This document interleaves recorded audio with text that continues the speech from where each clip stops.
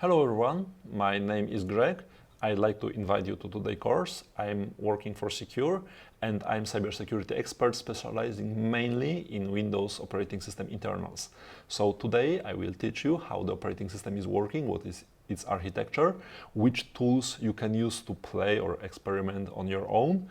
We'll also cover how security is designed within the operating system, how memory is being managed, how data storage and input-output operations are performed, and then how the operating system is starting, shutting down, or eventually crashing.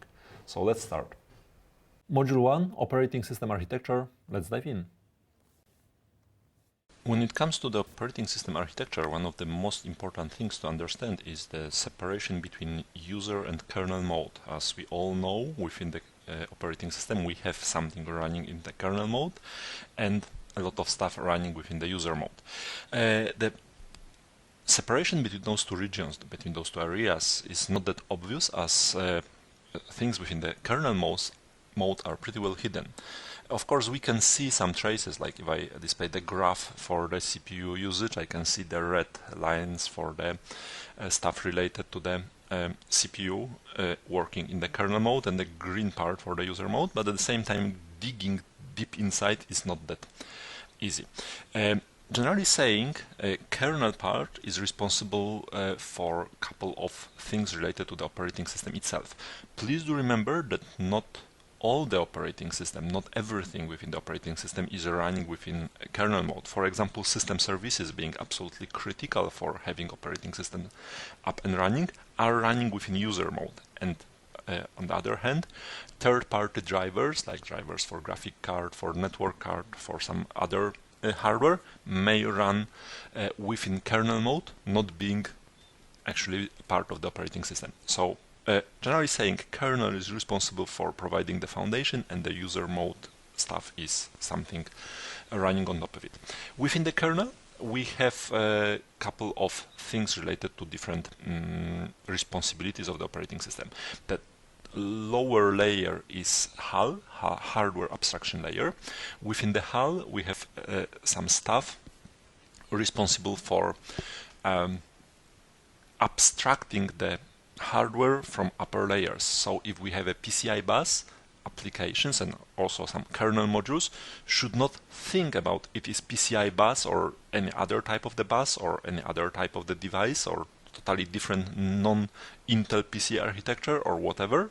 Hardware abstraction layer should totally abstract it, providing the uniform interface. On the top of it, we have the real kernel being responsible for providing critical functionalities of the operating system itself, and on top of it we have also, being a part of the Windows kernel, an executive. Executive is responsible for the management stuff like object management, managing of the cache, memory management, dealing with processes, is responsible also for security, etc. And executive is the part we are touching most often from our applications, from the applications we run on our system when those applications are trying to do something within the kernel using provided API, application programming interface functions. For example, if I display DLLs with Ctrl-D in Process Explorer for Notepad, I can see for my Notepad that there is ntdll.dll library being loaded, and this is actually the executive being loaded automatically into the memory space of every single typical process, and threads, I will cover threads in a second, running within the Notepad process can reach ntdll functions and memory like belonging to the same process. Within the operating system, we have a couple of subsystems, and those subsystems, historically we have OS2, we have POSIX. Those subsystems are not longer present in the typical installation, and right now most of the stuff is Win32, and Win32 is providing the common interface, common set of APIs for every single modern Windows application. Modern in terms of 2018, not necessarily the modern type of the application. During last months, more and more visibility of the Windows subsystem for Linux is being present in different media and over the internet. We can also see it within our environment. And for such things, we can play with WSL. Here, if I do uname -a, I can see I'm running within some Linux subsystem, and I have Linux running as a subsystem within this window. Please be aware that this is a bit different approach to the idea of subsystem than we had for POSIX and OS/2. But the functionality at the very end is kind of similar. Here is working more like a container than like a subsystem having a direct contact with the Windows kernel, but from the user or developer perspective is not that important. Of course, here we have everything abstracted properly. If I do ls CPU, I have information about the CPU I have within my machine. I can access my drives using mount command, etc., etc., as this is pretty well integrated. And the integration here is done in very interesting way, as the process responsible for WSL. I have this process on my list. Here you can see, for example, bash being a processor for this. If I use this icon, I can find this window, and I can see WSL itself. This is what I have run. But it is managed internally in a slightly different way than we had for some other stuff. To understand this, first we should understand how processes are working. Actually, process is a kind of a container for threads and for the memory we share between those threads. Every single process, I can pick my service, for example, has a couple of threads, something from 0 to a very large number. It is not limited any special way. And within this, those threads are running within the process, and actually only threads are running. The process is only a container. And why we are using one process? Because the process shares the memory between those threads, so they can communicate very easily by storing some data and reading some data from the memory. At the same time, it is impossible to make a thread from one process to reach the memory of another process. So this is the way of isolating stuff between different entities. At the same time is a unit for the management, which means, for example, if any of my threads will do anything stupid here, for example, will divide by 0, entire process will be killed by the operating system as doing bad things. So no one will care about other threads, about memory content, etc. It will simply be killed as a full entity. It also means that sometimes we have to perform like additional steps to protect the stuff. One of the things here, just to show you one of the techniques, let's imagine I have some suspicious process. Let's say this stop me if you can is a suspicious one. We can say it. And I'm thinking it is a part of the malware. I know it is a very human thing to right-click it and select kill, and the process is gone. Am I safe? Maybe yes, maybe no. The bad side of what just happened is the full memory of this process is also gone. I have absolutely nothing to be analyzed what happened here. If I go here, I can start the process again. Is a service, so se start stop me, and the process appeared again. Right now I can do some other things like suspending the process. Actually, process is not running, so suspending the process is kind of a, well, shortcut. Actually, suspending a process means I want to suspend every single thread running within this process. But please suspend your processes. If you think those are somehow harmful, then analyze it, store the memory using dump, try to verify what is going on. If you are perfectly sure it may be removed, you have still the time to kill the process. And if you think, well, maybe this process was responsible for something absolutely legitimate, after suspending the process, you can easily resume the process, actually all threads belonging to this process, so this operation is reversible, while killing the process, absolutely it is not. You can dig into the process memory, trying to observe how it communicates over the network, which data it has within his copy of environment, which strings are present within the image and within the memory of the running process, etc., etc. So we can analyze it before we kill it, which is not that bad idea. If you want to go deeper with analyzing, the best possible way is to go to create dump and create full dump, having the full memory of this process being stored on the drive, which means in practice this process memory can be analyzed later on. This DMP file may be sent to someone else, fitted with proper toolset, maybe to the developer, maybe to someone, some analyst, and you can dig deeper. Then you can do this, for example, on your server. As I said, every single process, this one is not any type of the exception here. If I display DLLs being loaded by this process with Control D, I can easily see again NTDLL is being loaded by this process, both for 32 and 64 bits, as this is a 32-bit process. Actually, this one is not running. Really, it is mapped through syswold 64 on the 64-bit operating system.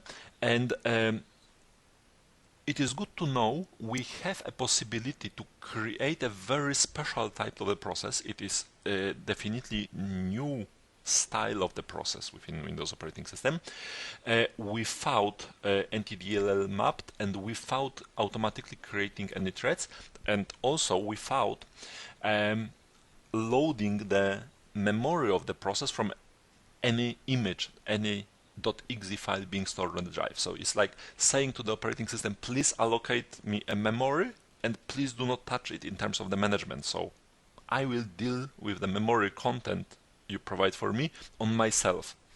And this is called minimal process. You can see some minimal processes within operating system. For example, here you have a memory compression. It is not a process, it is actually an allocated piece of the memory, not related to any image here, and it is typical minimal process, so actually the kind of memory allocation only.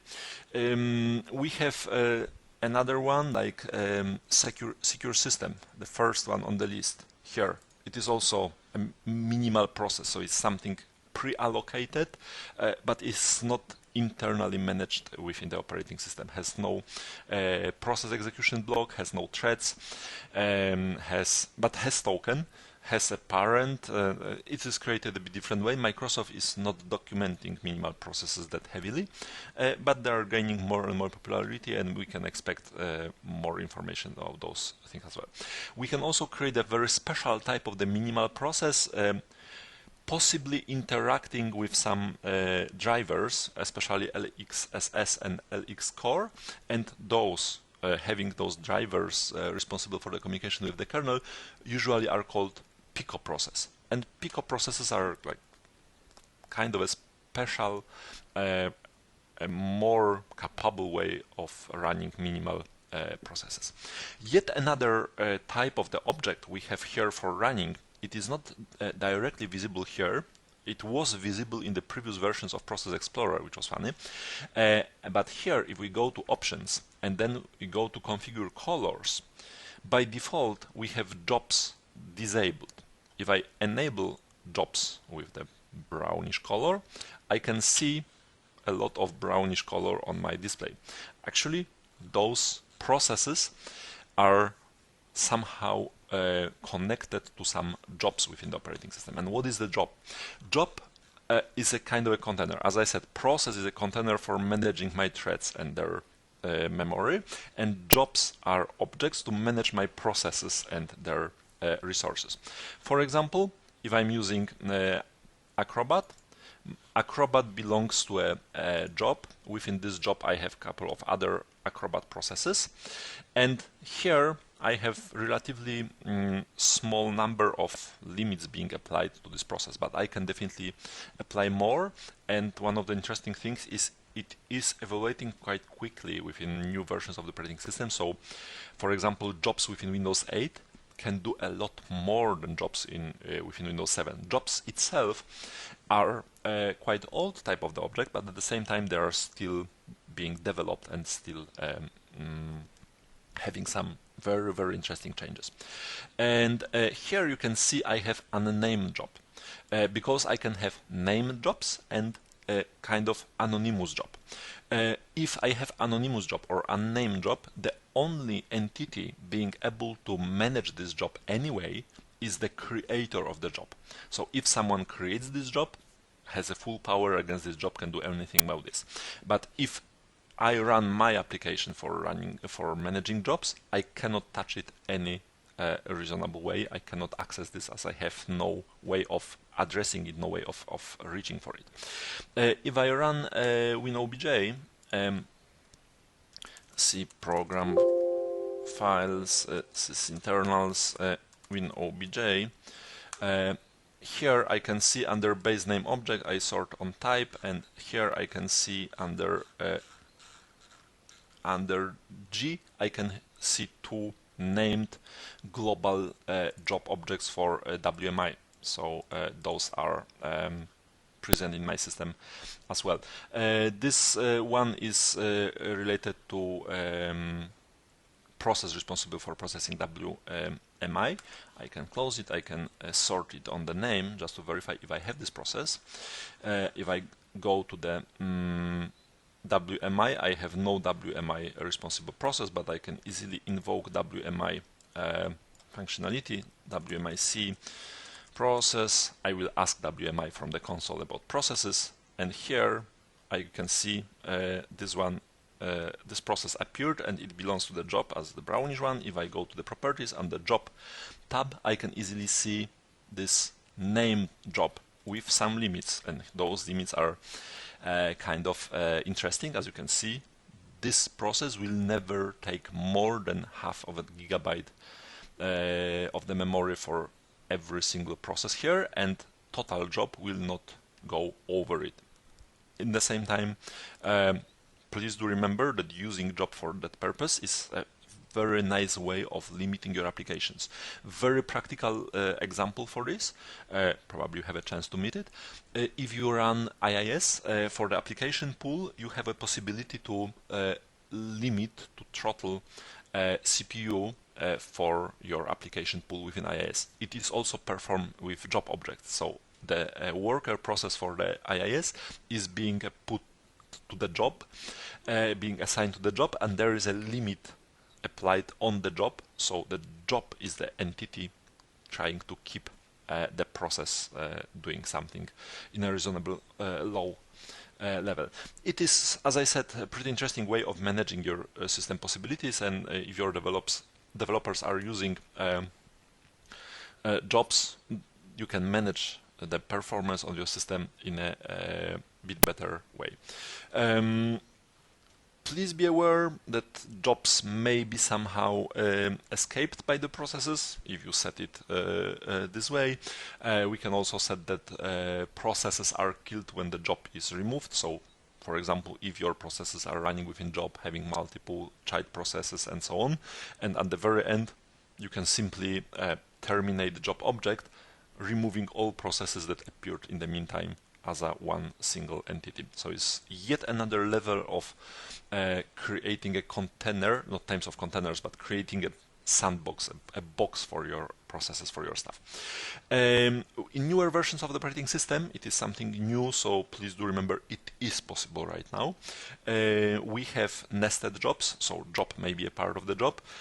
We can assign a process to multiple jobs at the same time. We have new parameters for the job, so please be aware that jobs are changing, which may, at least in theory, lead somehow to the some incompatibilities if you have jobs taken from the newer systems being used by your applications heavily, and then you are trying to apply those on older operating systems, for example Windows 7 or Windows Vista, if some of you is still using it.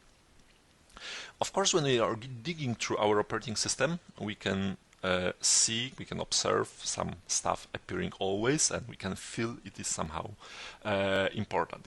The very first thing to mention here is system idle process. Is a kind of a pseudo process with PID 0. Is actually a special set of threads being contained within a process. Is one thread per every single CPU. So if I have 4 cores on my CPU, those threads are assigned to those cores. If I have virtual cores, I have threads assigned to virtual cores, like with hyperthreading and some other technologies. And here, this is the last thing to be called when no one else is willing to run. In modern operating systems, it is doing a bit of cleanup. And another thing that idle threads are doing are switching CPU to like energy saving mode. In the past, the HLT, halt function, was used. In newer operating systems, we have core parking, we have some other technologies being used for saving CPU power, effectively disabling most of the functions of CPU and making CPU waiting for the interrupt. This is how it's usually done. So this is one of the system components we can observe everywhere. Of course, here we have system, not being a real process. The PID, process ID is always 4, and the system is actually not a real process, is a kind of a process wrapper, process representation of the kernel threads and of the stuff running within the kernel. And here, if we go deeper, we have SMSS, which is session manager subsystem, and SMSS is responsible for some important, I could say even critical operations at the boot time. So if, for example, you have information written in the registry that some files must be accessed during the boot time, SMSS is the party responsible for performing such operation. And it is also responsible for Windows file protection. It creates WinLogon sessions for users logging on, etc. It also launches CRSRSS. CRSRSS is a client-server runtime subsystem. Actually, it is CRSRSS is Windows representation of the Win32 of Windows API subsystem. So this is the way of communicating for applications to provide the application programming interface for Win32 applications. Just to name a couple of others, of course, we have LSASS.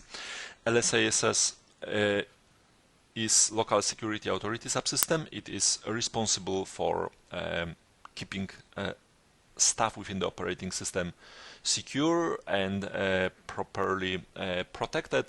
Yet another one to mention it very quickly here is WinLogon, responsible for logging user, launching user session if user logs on, etc. Another very important one, which I cover definitely deeper, is services.exe, which is a services controller. As huge part of the Windows operating system running within user mode, this is not the kernel part, it's definitely user mode, is running automatically in the form of services. Services are processes communicating with a service manager. One of the important things to understand about services is they have to communicate with the service manager. It is absolutely critical, as service manager not only launches and kills them, but really communicates to them. So for every single service, if I launch a service, I will clean the screen. If I can create a service from any binary file. So for example, I can do sc create notepad svc. I will create the service for notepad, bin path equals, and then space. This space is important here. C Windows system 32 notepad.exe. I just created a new service, and notepad is a binary for this service. If I do sc start notepad svc, of course my notepad will be launched. I can see it somewhere on the bottom of my list. I can see it right here. This is the one, this one with a great one. And as you can see, Service Manager launched the process.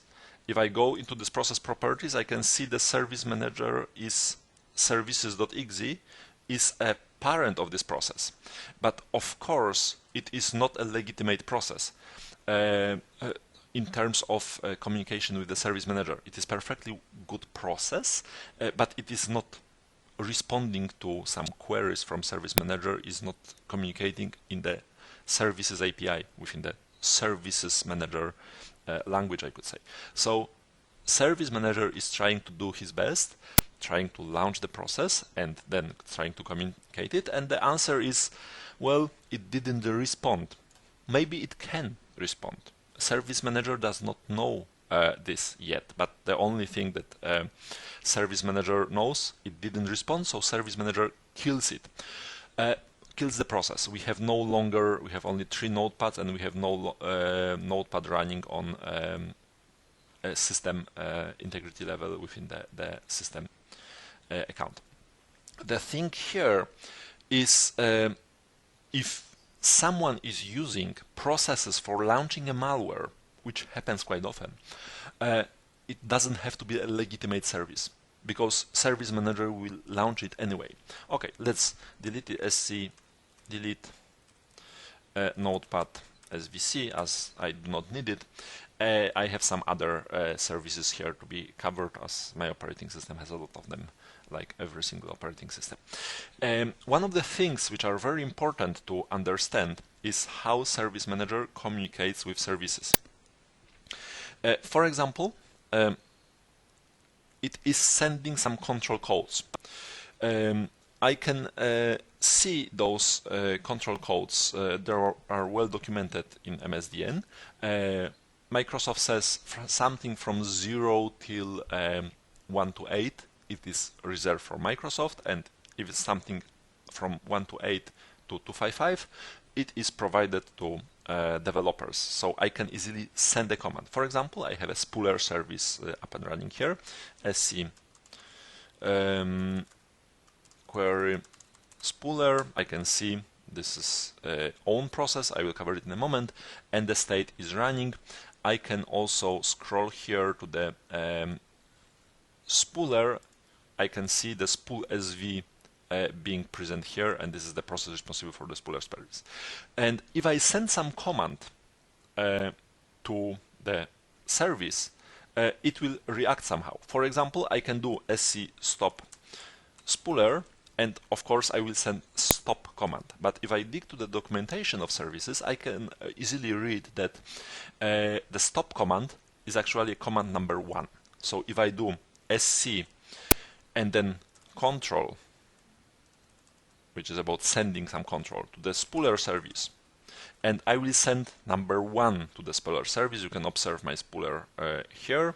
If I do this operation, you can see it disappeared. The state is stop pending. If I do sc query spooler, I can easily see it is stopped. It's exactly the same as saying to the service, please stop.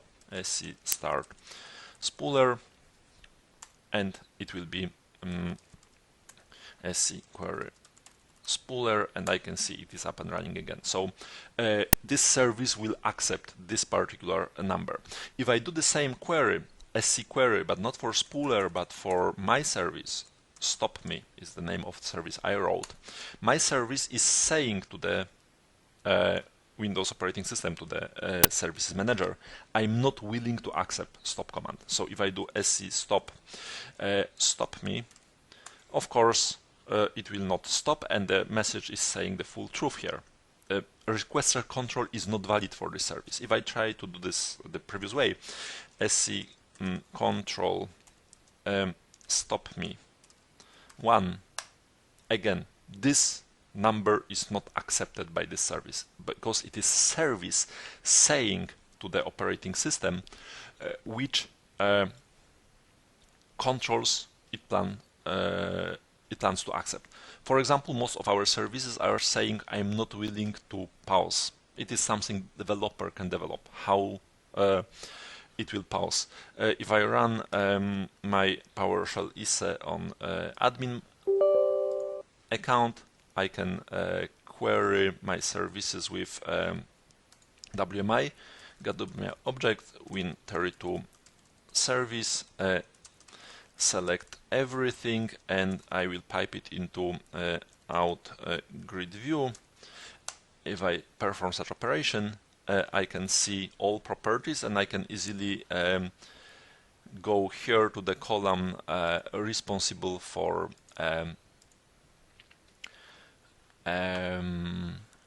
pausing service, as WMI is returning this information. So I can easily see which services can be potentially paused. So you can see accept pause property. If I sort on this, if I go to the bottom, I can see 3 services within my Windows operating system: Workstation, WAI, and Windows Management Instrumentation can be paused. So I can say sc stop WMI, sc pause WMI. WMI service name is again, I had a chance to lose it in the meantime. Accept pause. I will sort on this. I will go to the very end, and the name of WMI service, to be very strict, is WinMGMT. Yes, of course. So it is WinMGMT, and it is now in the paused state. I can do sc resume WinMGMT, and it is not resume but continue is the syntax, sorry. So it is resuming, but the command is continue WinMGMT, and right now it is back running. If I do the same for the spooler, let's say sc pause spooler, of course spooler is saying it is not allowed to perform such operation. We have some services which are run automatically when system boots up. We have some services that are run launched manually, and in the same time we can also register kind of an event saying the service manager, if such event happens, it is a reason to start the service. Sc command has a possibility of displaying those events. I will not dig very deep into this. I can display you DSSVC, for example, sc query DSSVC. It is running. If I do sc query trigger info DSSVC, I can see there is some event being registered, making the service starting if such event happens. I will not dig into event details, but the overall idea is, please do remember that some services can start on some situation, and this type of the services is more and more popular in newer version of the operating systems. You can also see here within the data about the service, this service accept pre-shutdown. If I select another service, for example, sc query VMMS, it also accepts pre-shutdown. and this is not a bad example, while spooler, for example, sc query spooler ignores shutdown. What is all about? Actually, it means that this service, VMMS, for managing virtual machines, would like to be notified by the service manager if computer shuts down. Why it is necessary?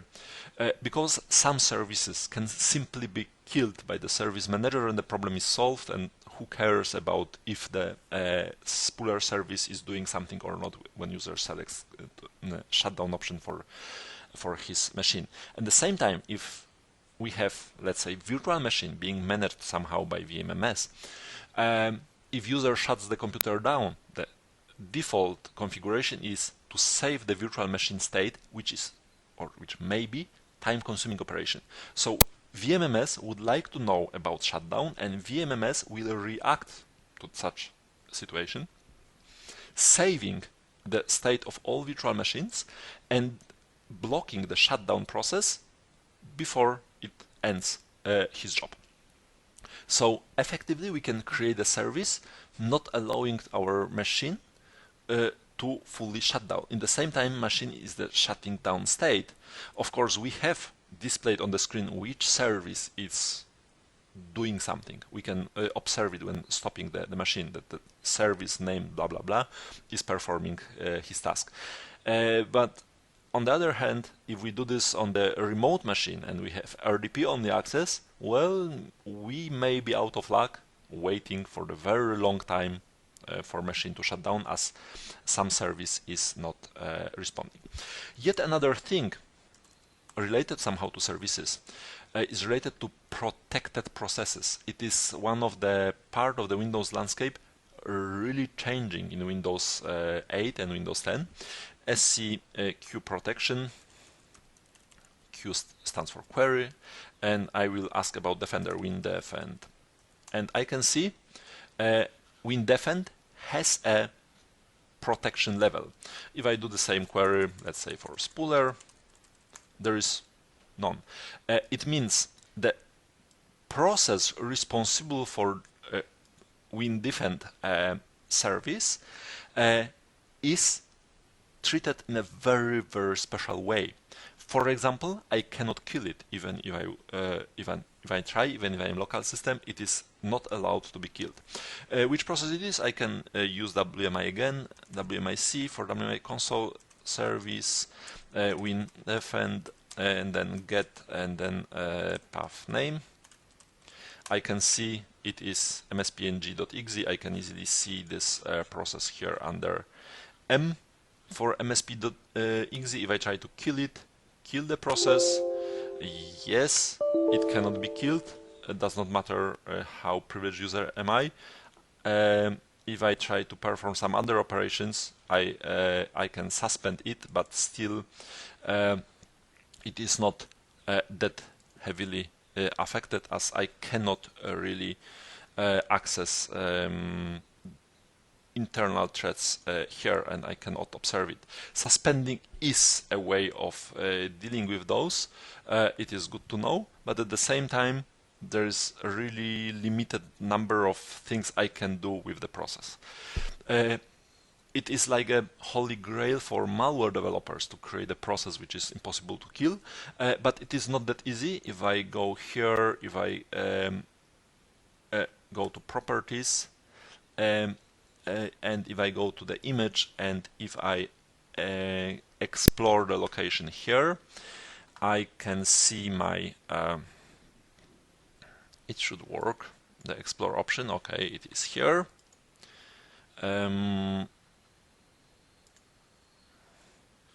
I can see within the properties of MSPNG here, I can see digital signatures, and there is a very special signature with the certificate with a very special enhanced key usage being reported as unknown, and I have to have a special certificate with this key usage provided only by Microsoft, and this is the only way of creating a process with some protection being applied. So it is not that easy to obtain such certificate from Microsoft. if you are malware developers. Of course, if we play with services, we realize that we have a lot of SVC hosts. SVC hosts are executable files having their services loaded inside as DLL. For example, I will pick like random one. This one is network virtualization service, NV agent. If I click it, if I display DLL, Control D, I can see, hopefully, as I said, is random one. You can see nvagent.dll being loaded by this particular service. So this DLL is the one responsible for the real job to be done by the service, and all the rest and the SVC host itself is a container for hosting this DLL and for communicating with the service manager, as this part of the service responsibilities is also critical. So this is how it is working. We have a SVC host for wrapping with all needed functionalities, the simple tiny DLL residing within the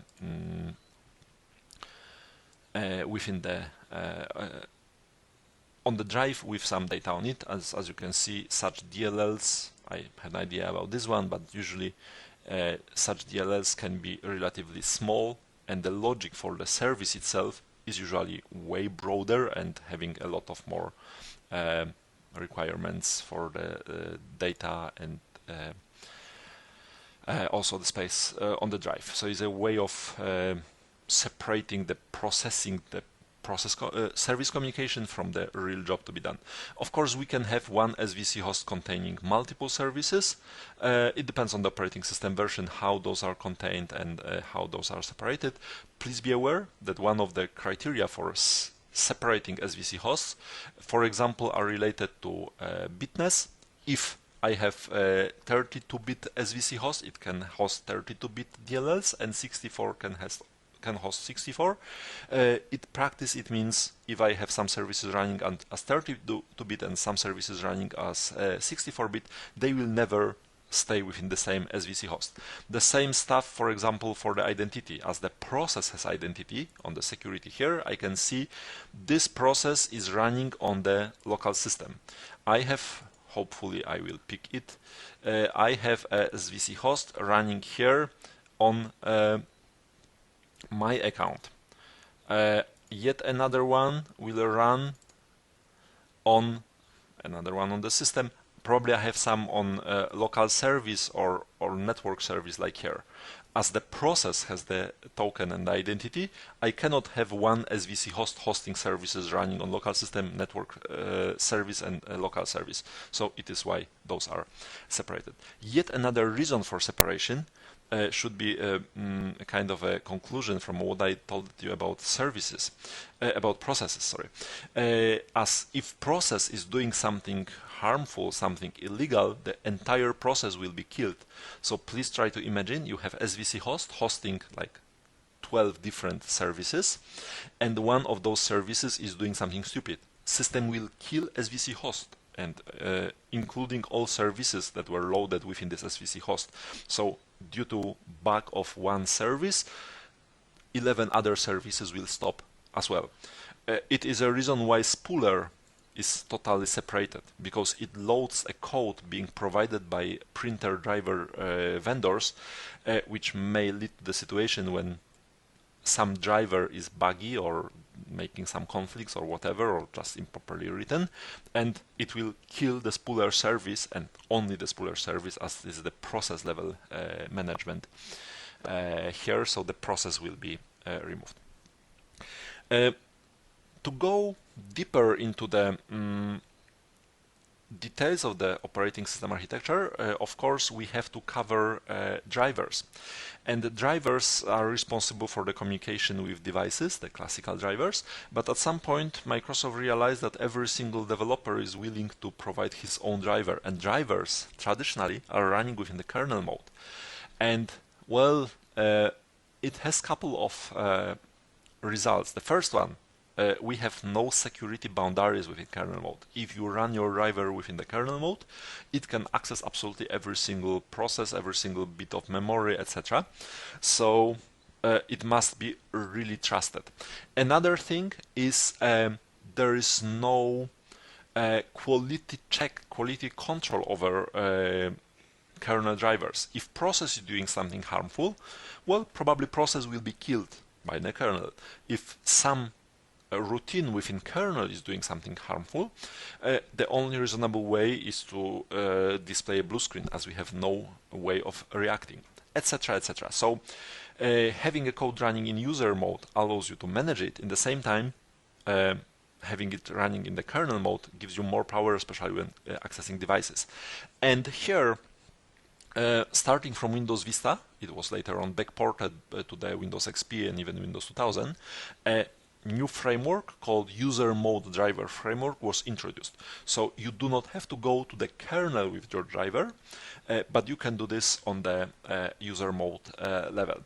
And such drivers are somehow limited. The User Mode Driver Framework was designed to deal with USB connected devices, maybe not like PCI cards, not with other stuff on this level, but more for USB. But at the same time, in most cases, all third-party devices we are connecting to our computer right now, even if they are requiring some special driver, are USB. So we do not have to allow to enter to the kernel level with anything third-party, and still we can provide a driver for such device.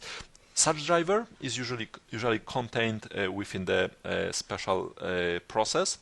I will sort on process name, and I will try to find it. You can see Windows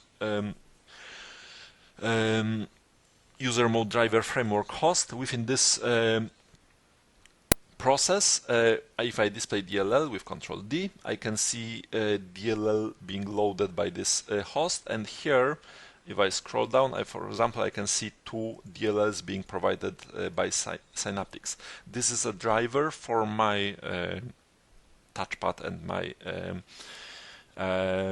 pointing device, and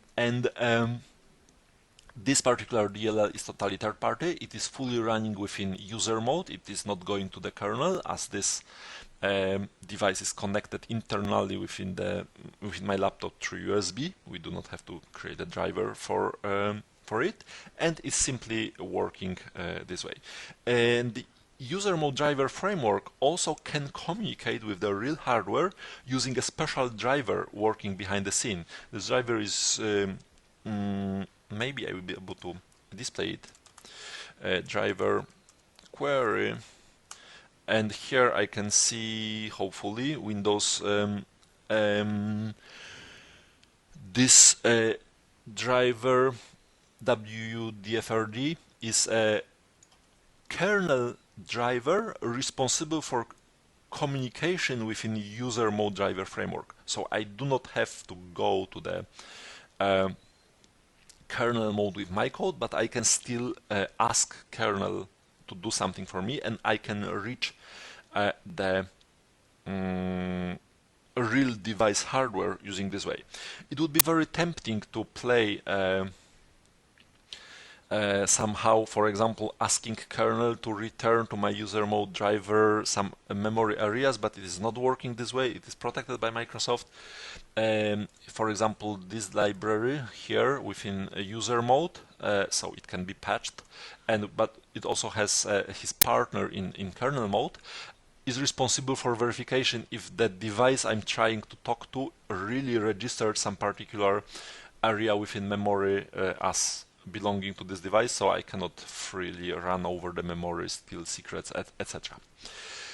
So drivers are split, and nowadays most of drivers for third-party devices are running within user mode, which greatly improves both security and the reliability of our systems, as if any bug happens, only this process will be killed. Probably device will stop work, but it is a bit better than observing a blue screen when something within the kernel crashes. Yet another important idea to understand with the operating system is how interrupts are being processed. If I run a very special hacking application, MS Paint, let's imagine, give me a second, I will make the image a bit better. larger. I did it really great. First, a routine. Well, first thing happens if hardware is saying something. So let's imagine we have a hard drive, and hard drive is sending to our main board an interrupt request saying, I have something to tell you because something happened on the hard drive. Here it is signaled to the CPU, and CPU is processing the interrupt, and within the kernel, within the driver, we have to assign a routine to work when the interrupt is called. When the interrupt is processed, no one is allowed to break the operation. If you want to spend 1 year of servicing the interrupt within your driver, it is up to you. But of course, there is a recommendation from Microsoft saying, please be very quick, as such operation should not take a very long time.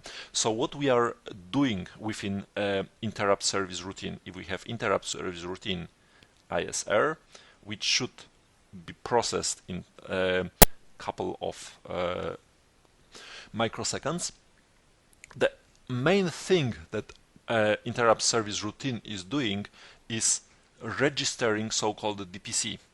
And here we have a real processing, which may take longer, not too long, but longer, DPC, where the real processing of the situation that happened on the hard drive should happen. So ISR is launching very quickly, registering DPC, and then giving control back to the kernel. And kernel is doing his stuff, and when kernel decides this is the right time to perform DPC operation, then the real stuff belonging to DPC is happening. Of course, both are processed by the same driver in most cases, but processing interrupt is split into two parts.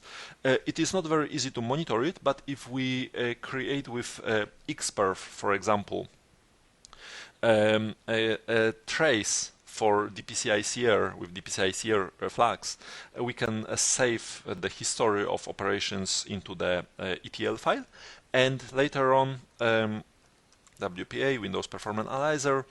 Within Windows Performance Analyzer, I can open such ETL file. I will try with one of my sample files. This one is about DPC and ICR.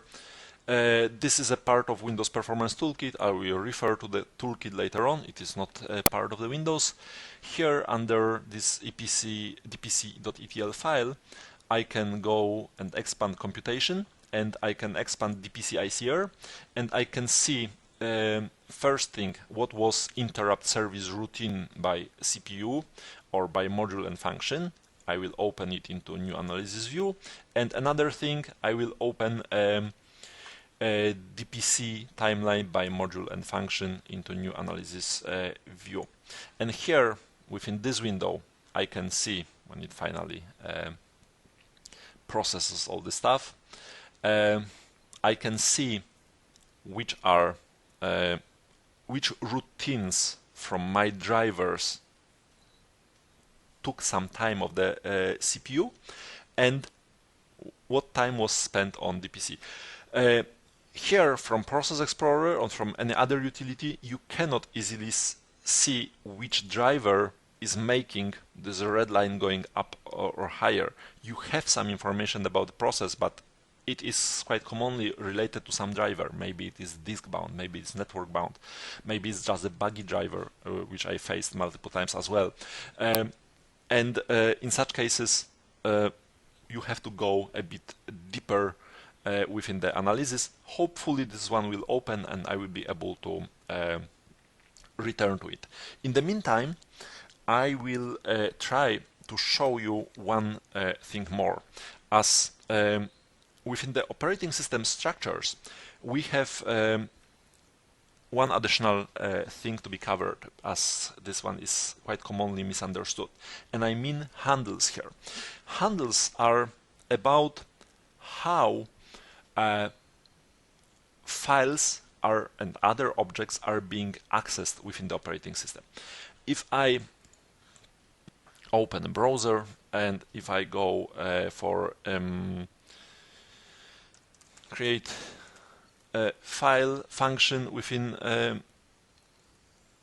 Windows API, I can see create file function, and this is the function I'm using every single time I'm willing to read a file. Actually, first I called create file function saying which file I'm opening with some other attributes. I will cover them in a moment, and as a result I'm obtaining a handle.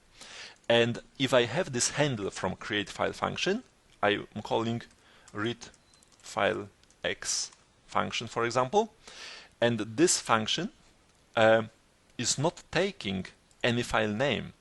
It is just taking the handle as an input and nothing else. So I'm providing a file name to for obtaining a handle, and then I'm providing a handle to perform some operation. When I'm working with create file, when I'm trying to obtain a handle, I have to tell the operating system what I plan to do with the handle and what others are allowed to do with this with the same file in the future. So, for example, what I'm planning to do is I can use it for reading, writing, or some more detailed operations being specified. And for share mode, I'm saying others are allowed to read the file while I have it open, or others are allowed to even write a file while I have this file open. Or I can say no one is allowed to do anything with this file as long as I have the handle to this file open. So especially this file, this zero share than none option is a perfect thing to be used by malware creators, because if they open a handle to the malware file, they actually protect the file in a pretty great way, making the file absolutely untouchable. So I will open CMD, CD desktop, CQ Locker, and right now on my desktop the file is being created, and the file name is cqlocker.txt. And the thing is, I cannot effectively access this file. Here I can press Ctrl C to exit this application, type cqlocker.txt, and I see I cannot access this file as being used by another process. Well, I can try to use some of tricks like turn the computer off, boot it from the pen drive, and then read the file. I can create a snapshot and read the file. I can dig under the file system level and do like a raw disk read operation and reach for the file. But the smartest way is to find the handle.